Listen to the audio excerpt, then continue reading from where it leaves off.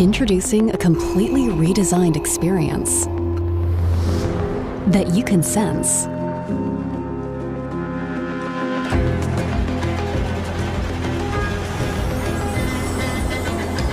And that senses you. The new Dell Latitude laptops bring your work closer to you. Is 9 News First at 5 with Eliza Rugg. Good afternoon. A woman is fighting for life after a head-on crash in northern New South Wales. 2 vehicles collided just before 7 last night, killing 3 people and injuring a 2-year-old boy. Sophie Upcroft has the details. A 34-year-old woman and her 2-year-old son are being treated here at Armidale Hospital after a horror crash that killed 3 others. They were both passengers in a Mazda SUV travelling on the New England Highway a few kilometres north of Armidale when just before 7 last night they collided with a Holden Captiva. Both male drivers and the female passenger in the Holden died at the scene. Police say one of the cars had veered onto the wrong side of the road, but they are still investigating which one. Over the last 36 years, every crash that I've been to, somebody's done something wrong. Someone's made a poor choice that's resulted in tragedy on our roads. The 2-year-old boy only suffered minor injuries. We understand that he was in a car seat, which may well have saved his life. His mum suffered severe chest injuries and is now in a critical but stable condition. A man has been killed during a major water skiing event on the Victorian-New South Wales border. Gillian Lantouris joins us live from Echuca. Jill, this has rocked the community. It really has, Eliza. It was around 10 o'clock this morning. The annual Southern 80 event was well underway, just an hour into their event, when sadly the team Gasso began competing. One of their water skiers, as they were coming around a bend, it's understood, Luke Wentworth, he collided with a tree. Emergency services from both New South Wales and Victoria arrived on the scene, but sadly the man in his 40s couldn't be revived. As you can imagine, this event brings in thousands of spectators and around 900 competitors every year. The event was cancelled abruptly after, but the Chief Inspector here has summed it up perfectly. Take a listen. These incidents are an absolute tragedy. They affect all of community, from emergency services to the bloke that owns a fish and chip shop. It's our volunteers that roll out from Rural Fire Service, from SES. This will affect the community for months to come when everyone goes home. It's an absolute tragedy. Police will continue to investigate the circumstances around the crash and prepare a report for the coroner. Meanwhile, Luke is being remembered as a gentleman and will be sorely missed by everyone. But this beautiful day here on the border has truly turned to tragedy. Eliza. It has, Jill. Thank you. More than 15 athletes and staff have been hospitalised after suffering carbon monoxide poisoning at an ice skating rink in Adelaide. The dangerous leak forcing the venue to shut its doors. Gus McDonald reports. 16 people associated with the visiting Melbourne ice hockey team reported difficulty breathing in the early hours of this morning. It was during last night's game between the Adelaide Rush and Melbourne Ice that players started feeling unwell, showing symptoms of carbon monoxide poisoning, ending up at the Royal Adelaide Hospital's emergency department in the middle of the night. Typically you get a headache, but you also might feel a little bit tired and a little bit dizzy and sometimes a bit nauseous. Those in a more serious condition needing to be treated with oxygen therapy. More arriving at hospital this morning. At about 7 o'clock there was another 7 or 8 people attending because of similar symptoms. The fire service launched a full hazmat response just after 3 a.m. Air testing finding dangerously high levels of carbon monoxide and lower levels of hydrogen cyanide. The likely cause quickly identified. It looks like it may be the ice resurfacing machine at the moment. That's an internal combustion engine. It's immediately out of service. We've got a backup machine as well, so that will be put into service. Fortunately, those who were treated have been released from hospital and are expected to make a full recovery. All games scheduled today have now been cancelled and the arena will reopen tomorrow. A community in regional Victoria has come together for a special church service 1 week since Ballarat mother Samantha Murphy disappeared. As Laura Turner explains, residents are still holding out hope for her safe return. Well, sadly, there is a sense of hopelessness that is setting into the community here in Buninyong and Ballarat as well. This is day 8 and there has not been any significant progress in this investigation into the disappearance of Samantha Murphy. This morning we witnessed the Anglican Church here in Buninyong hold a service where at the beginning they actually said quite a lengthy prayer for her, providing some sense of comfort to churchgoers. Let's have a listen to some of that. Lord God, we pray that Samantha will be found safe and well, and that she will be reunited with her family who love her dearly. Now, we did speak to some of those churchgoers after the service and they have admitted that it is getting really tough. We're all really feeling for them. Our church has been open to anyone who wants to come in and have a bit of quiet time or light a candle for her. The Ballarat community is very, very strong, and at times like this, that's when it comes to the fore. And, we continue to pray because we know that there is still hope. In terms of the police investigation, there is no update in terms of the search for Samantha Murphy today. Police are still reiterating, though, that they need any dash cam or CCTV from people living in the area. They need them to hand it in, whether they think it's useful or not, and they will sift through that and find out as to whether there are things they need to be looking at. Please come forward and hand it in to police. We do understand too that they will be back out in the bush sometime this week searching for Samantha Murphy, looking into what progress they can make with her mobile phone and her watch that she was wearing while she was running on the day as well. What they can gain from information from data that came from those two devices, hoping that it gives her family some answers. High-profile Melbourne entrepreneur and philanthropist Harold Mitchell has died after suffering complications following recent knee surgery. The 81-year-old advertising guru founded Australia's largest media and communications group, Mitchell and Partners. His career spanned more than 45 years, raising millions of dollars for health, education and arts projects through his foundation. He is survived by his 2 children. With the money from the government's tax cuts now due in our pay from July, a new political fight is opening up on the wider issue. Here's political editor Charles Croucher.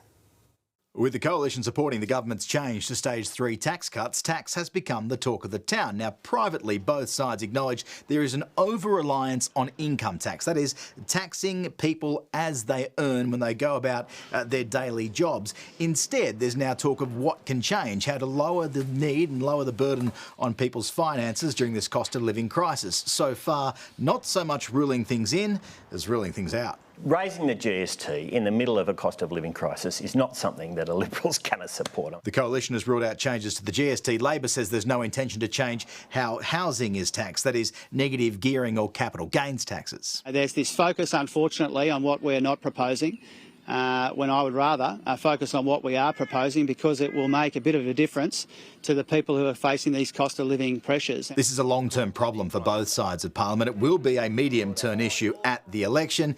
In the meantime, everyone will be waiting months for those tax cuts, which begin in July.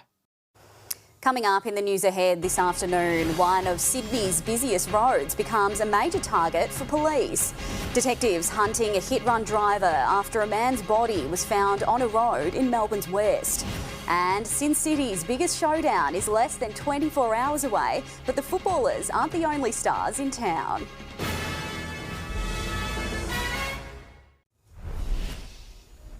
A 27-year-old pedestrian has been killed in a hit-run in Melbourne's west. Police say the man was struck by a silver Holden Rodeo towing a trailer in Derrimut, a passerby making the grim discovery around 4 o'clock this morning. Police are urging anyone with information to come forward. New South Wales Police have locked down a major motorway in Sydney for one of the biggest RBT operations seen in the state's history. Jack Hahn has the details. Operation Nabbed essentially stopped every driver heading to southwest Sydney and Canberra from the city on Friday and Saturday night, with RBT roadblocks set up at every off-ramp of the M5 motorway and Hume Highway. The blitz began at 6 o'clock on Friday night and ran until the early hours of this morning. Dozens of police on motorbikes, in highway patrol cars, booze buses and general duties vehicles swarmed the off-ramps. Officers manning roadblocks over a 50-kilometre stretch of motorway and highway heading out of the Sydney metropolitan region, starting at King George's Road in the suburb of Beverly Hills and ending at Picton on the Hume Highway. Over the 48-hour operation, 22,000 drivers were forced to count to 10 for a random breath test. Of those, more than 80 allegedly blew over the legal limit. More than 1,100 drug tests were also carried out, with 91 returning a positive result. There's no such thing as an accident. Fatal crashes are caused by somebody making a poor choice. These motorists made the choice to drive after they consumed alcohol or drugs. The big blitz comes weeks after the NRMA officially petitioned the New South Wales government in Parliament to increase the amount of RBTs being carried out on the state's roads. King Charles has issued his first public statement since his cancer diagnosis, thanking the public for the many messages of support. The statement reads, "Such kind thoughts are the greatest comfort and encouragement. It is equally heartening to hear how sharing my own diagnosis has helped promote public understanding and shine a light on the work of all those organisations which support cancer patients and their families across the UK and wider world." It is just one more sleep until America's biggest sporting event, the Super Bowl. And this year, a former tradie from Perth is hoping to become the first Australian to win the match. US correspondent Lauren Tomasi is in Las Vegas. It is Super Bowl Eve and Sin City is absolutely buzzing. Take a look around here. There are tens of thousands of fans who have descended on Las Vegas to make the most of Super Bowl weekend. It is now less than 24 hours until the game kicks off, and that will be the San Francisco 49ers taking on the Kansas City Chiefs. Australians, I want you to look out for number 18. He's one of our own. That is punt kicker Mitch Wishnowsky. He plays for the Niners. He's a Perth-born tradie originally, and this is now his second Super Bowl. So we're looking forward to seeing Mitch out on the field. If the Niners could take home the win, he will become the very first Australian who has played in a winning Super Bowl team. Preparations for Super Bowl 58 have been so meticulous. The field itself has been grown outside with that grass growing under the sun, and it's just been wheeled inside Allegiant Stadium where the stage is set. Usher is the halftime performance, and if you're not up for football at halftime, you must have been watching out for Taylor Swift, who has now landed here in the United States after a whirlwind tour in Tokyo. She was tools down after her last song there and straight onto the plane, wheels up to make it for her boyfriend Travis Kelce to play in Super Bowl 58. With less than 24 hours to go, Sin City absolutely buzzing. There'll be around 70,000 people inside Allegiant Stadium, but millions more will be watching on from right around the world. Swifties attending Taylor Swift's concerts are being told public transport is the best way to get to her Melbourne shows this week. The Victorian government says it is ready to accommodate tens of thousands of fans, adding hundreds of extra train services and extending the free tram zone in the city. The final touches to transform the MCG into the Eras Tour are underway, ahead of the pop star's first show on Friday. Ahead in sport, a premiership high reveals the secret to his pre-season games. Dragons captain Ben Hunt opens up about regrets from last season. And an Aussie legend drops an Olympics bombshell. Intuitive, capable, and above all, intelligent. The Ford Escape is fearlessly designed and makes every day effortless.